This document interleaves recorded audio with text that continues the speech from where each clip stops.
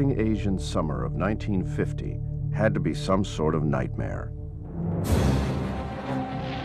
Barely 5 years after they had won brilliant victories over huge, well-armed enemies across 2 oceans, Western armies, possessors of the atom bomb, were being humiliated, slaughtered, and thrown backward. Their rampaging enemy was not some formidable world power. The humbling defeats were being inflicted by a peasant army, representing less than half of an almost unknown nation. Indeed, most people had to go to a remote corner of the world map to locate the new battleground, Korea.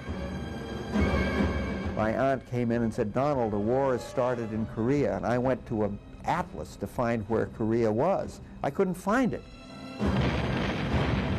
Big plans for the Leathernecks. Incheon was always MacArthur's objective. As early as the second week of the war, he wanted to send the 1st Cavalry Division directly from Japan into Incheon. But the situation turned bad too fast. He had to deploy them into Pusan. The port of Incheon sat 150 miles to the northwest of the Pusan perimeter, far behind the North Korean lines. It was the key to Seoul and the road and rail junctions that were critical to the enemy's already strained supply lines. With a lightning amphibious landing, American forces stood to cut off and trap the 70,000 communist soldiers besieging the Pusan perimeter. They would be caught between the newly formed 10th Corps to the north and the dramatically enlarging UN Army to the south, already planning its own attack. MacArthur's strategic concept was brilliant, but MacArthur was the only person who believed that Incheon would work. The hydrographic problems were tremendous. The tactical and technical problems were overwhelming. The high command officers that MacArthur gathered in Tokyo to confer on the operation were hard-nosed veterans of World War II amphibious warfare in the Pacific. Visions of bloodbath Had Japanese crews. The fortified island of Wamido, a natural outpost, would have to be seized first with the morning tide. And then the amphibious task force would have to retreat back down to deep water for another 12 hours until the evening time to come back to seize the main port of Incheon. That would leave only 2 hours for execution.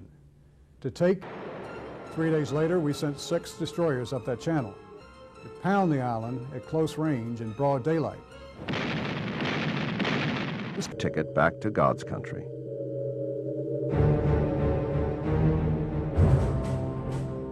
MacArthur in victory was much changed from the first tense moments of the triumphant Incheon invasion. Then his insistently repeated question was, have we heard anything of the Russians or Chinese?